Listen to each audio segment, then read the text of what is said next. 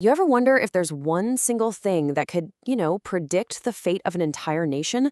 Well, the source material we're digging into today puts forward a really powerful and, frankly, pretty unsettling answer. It all comes down to the status of its women. So let's get into it. Okay, that sentence right there, that's the key to everything we're going to unpack. And it's not just some poetic metaphor. The source presents this as a kind of diagnostic tool, almost like a warning system for when a society is heading for a total collapse. So, this brings us to the core idea, the canary in the mine. What exactly is this so-called canary test? I mean, how can the well-being of one group of people possibly be a signal for the health of an entire country? Let's dig a little deeper.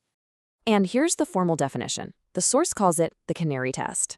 The core idea is this. The rights and freedoms of women aren't just one issue on a long list of social issues. Nope.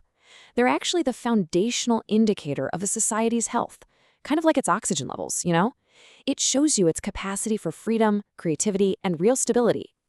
And let me tell you, the stakes could not be higher. The source is absolutely unflinching on this point. It argues that when this canary goes silent, it's not some slow, gradual decline. It's a guaranteed path, a direct line to three things: poverty, internal explosion, and treacherous war. So how does this whole process even start? Well, what's really interesting is that, according to our source, it doesn't begin in the halls of power or in public squares. It starts in the most intimate space there is: the home. And this slide, wow, this really gets to the heart of the mechanism.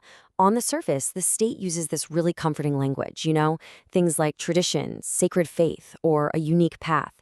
But our source argues that underneath that shiny interface, there's a cold, calculated system. And its purpose? To break the human soul and groom people to be nothing more than cogs in a machine. And this reveals the incredibly cynical logic at play. By shifting the entire weight of life onto women, caring for children, the elderly, the home, the system essentially creates a free support structure. It takes things like love and mercy and turns them into a compulsory debt. All of it is just to free up men's hands for war. So now we get to the price of that silence. This shift, which starts quietly in the home, has these devastating consequences that just ripple outwards. And eventually, they end up crippling the entire nation's economy and its ability to even function.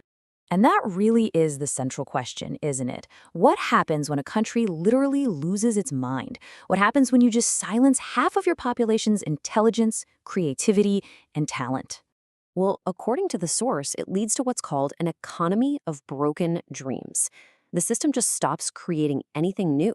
It becomes purely extractive. It doesn't build, it just sucks the life out of its own people.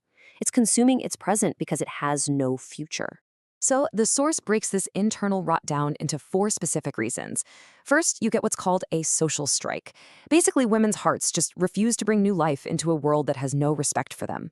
Second, there's systemic blindness. The state literally loses its eyes and ears because women's voices, which often carry the first warnings, are muffled. Third, cronyism versus talent. These men's clubs start prioritizing loyalty over actual skill, which, just breeds instability. And finally, you get this inflation of power. The dominance at home isn't enough anymore, and all that aggression has to go somewhere, so it spills out into war. And this isn't just presented as a theory, We're about to look at some echoes from the past. The source points to some really clear historical patterns that seem to follow this exact sequence of events time and time again. So let's look at this path to the cliff across a few different nations. You take Egypt in the 1960s, which was called the Paris on the Nile. Women were advancing in universities and culture, and then fear crept in, and it led to what the source calls a zombie economy. Or look at Iran in the 1970s. It was a frozen spring of laughter and promise for the future. Then the cold came, and the nation became a prison. And then there's Russia, where early advances in women's rights sparked incredible growth. But the source points out that every single retreat back into so-called tradition has been followed by the shadow of war. Okay, so this brings us to the final and maybe the most crucial part of this whole analysis: the 5 signs of collapse. Think of this as a clear checklist, 5 warning signs that the canary in your country might be falling silent. So what are the signs that your country is dying? The source lays out a very clear 5-step sequence. Step 1, force overrides law. You see things like domestic violence being decriminalized, which basically permits attacks on the weak. Step 2, a woman is no longer called a person, she's called a function. She's seen as an incubator, not a human being. Step 3, intellect departs. Women start disappearing from leadership, from science, from public life. Step 4, the doors close. Cries for help and safety are just flat out ignored by the state. And finally, Step 5, the past replaces the future.